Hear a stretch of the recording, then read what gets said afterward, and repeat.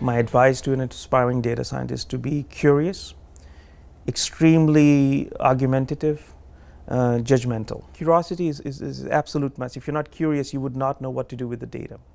Judgmental, because if you do not have preconceived notions about things, you wouldn't know where to begin with. Argumentative, because if you can argument and if you can plead a case, at least you can start somewhere, and then you learn from data, and then you modify your assumptions and hypotheses, and your data would help you learn.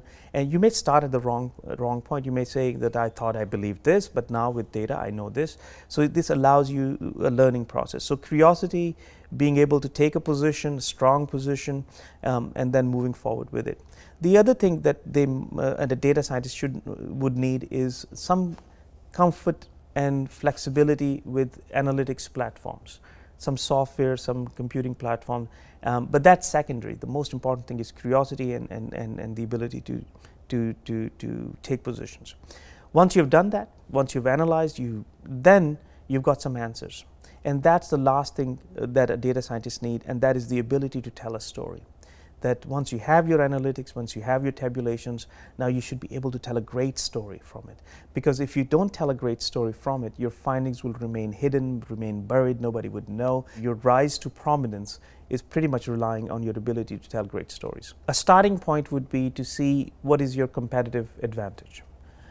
Do you want to be a data scientist in any field or a specific field? Because let's say you want to be a data scientist and work for an IT firm or a web-based or internet-based firm, then you need a different set of skills. And if you want to be a data scientist for, let's say, in the health industry, then you need different sets of skills. So figure out first what your interest is and what is your competitive advantage.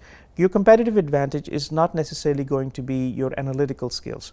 Your competitive advantage is your understanding of some aspect of life where you exceed beyond others in understanding that. Maybe it's film, maybe it's retail, maybe it's health, maybe it's computers.